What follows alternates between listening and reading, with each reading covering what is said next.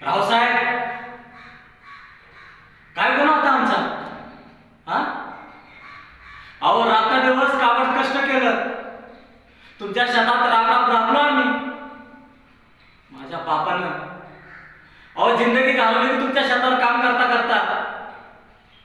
आणि तुम्ही काय केलं? खून तुम्ही केला.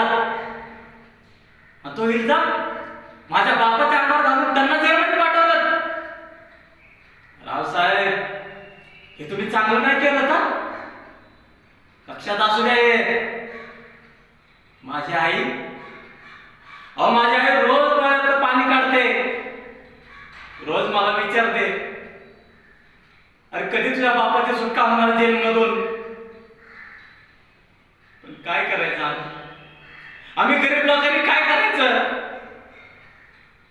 तुमच्यासारखी माणसं जर का अशी आमच्या वागायला लागली, आमच्या गरीबांनी जायचं कुठं? अहो माझी लहान बहीण भाऊ आहे, तो रोज डोळा लावून बसतात त्या रस्त्याला.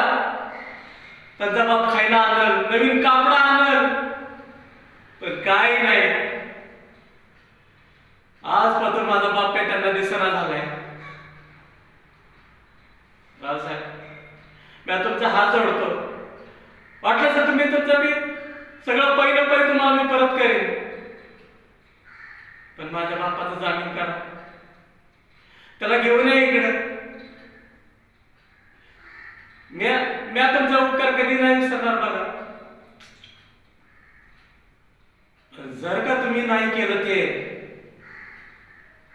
तर ध्यानात असू द्या, तुमच्या सहित या वाड्याला जाळून टाकेन.